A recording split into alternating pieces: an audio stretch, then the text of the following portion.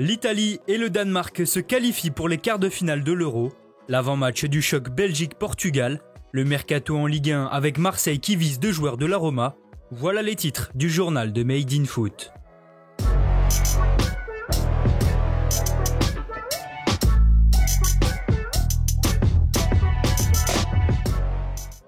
L'Italie verra les quarts de finale. Après un match disputé et plutôt plaisant, la squadra azzurra a pris le dessus sur l'Autriche en prolongation pour finalement s'imposer 2-1 sur la pelouse de Wembley. La première période est totalement à l'avantage de la Nazionale, dominante grâce à la maîtrise technique de son milieu de terrain. Barella se crée d'ailleurs une énorme situation, mais Barman repousse du pied une frappe à bout portant. Décisif sur ce coup-là, le portier autrichien est ensuite sauvé par son poteau juste avant la pause sur une frappe sèche de Ciro Immobile. Au retour des vestiaires, le rapport de force s'inverse et c'est l'Autriche qui prend le contrôle de la partie. Alaba passe tout près d'ouvrir le score sur coup franc et se retrouve ensuite à la passe sur le but de la tête d'Arnautovic, finalement refusé pour un hors-jeu de quelques centimètres. Incapables de se départager, les deux pays filent en prolongation et les remplaçants font alors la différence pour l'Italie. Sur un centre de Spinazzola, Chiesa contrôle de la tête sur la droite de la surface avant d'enchaîner avec une demi-volée du gauche qui termine au fond des filets. 10 minutes plus tard, Pessina fait le break pour les Transalpins d'une frappe croisée. Kaladzic réduira la marque en fin de match, mais le score ne changera plus. 2-1 pour l'Italie, qui élimine donc une valeureuse équipe autrichienne. Plus tôt dans la journée, le Danemark a également validé son ticket pour les quarts de finale, et ce de manière plus aisée en écrasant le Pays de Galles 4-0. Si l'entame est plutôt à l'avantage des Dragons de Gareth Bale, les Vikings rentrent peu à peu dans leur match et ouvrent le score avant la demi-heure de jeu. Trouvé par Damsgaard, Dolberg repique dans l'axe et envoie une superbe frappe du droit dans le petit filet de Ward. L'attaquant niçois s'offre même le doublé dès le retour des vestiaires en profitant d'un mauvais dégagement de Williams. En maîtrise, les Danois multiplient les phases de possession en une touche et en mouvement.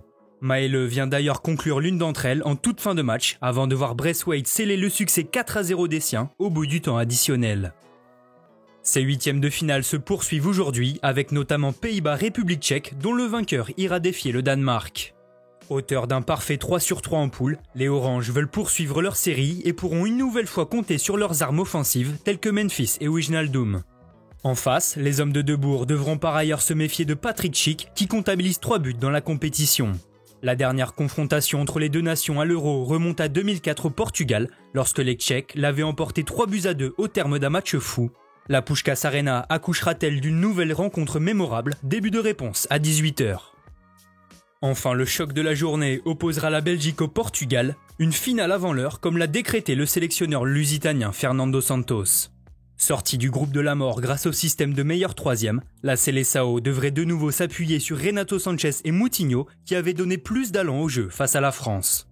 Pour leur première confrontation face au Diable Rouge en compétition officielle, les coéquipiers de Cristiano Ronaldo auront l'occasion d'exploiter les largesses défensives aperçues en phase de groupe. Côté Belgique, Roberto Martinez devrait se présenter dans un système en 4-3-3 quasi similaire à celui de l'Allemagne contre qui le Portugal avait souffert, notamment dans la gestion des pistons. La rencontre promet donc coup d'envoi à 21h à Séville. En Ligue 1, l'Olympique de Marseille continue d'agiter la période du mercato. À la recherche d'un gardien, le club phocéen aurait jeté son dévolu sur Pau Lopez. Selon Sky Sport, l'OM et l'AS Roma seraient rentrés dans les discussions avancées pour négocier l'arrivée du gardien de 26 ans. Un accord pourrait prochainement être trouvé autour d'un prêt incluant une option d'achat d'environ 15 millions d'euros pour le portier espagnol. Toujours d'après Sky Sport, la cellule recrutement du club français vise un deuxième joueur de la Louve en la personne de Cengiz Under. L'ailier droit de 23 ans ne s'est jamais réellement imposé en Italie et pourrait devenir le parfait remplaçant de Florian Thauvin. Sous contrat jusqu'en 2023, l'international turc ne devrait pas être retenu par les Giallorossi en cas d'offre satisfaisante. Merci à tous de nous avoir suivis. N'hésitez pas à vous abonner, liker et partager. On se retrouve très bientôt pour un nouveau journal.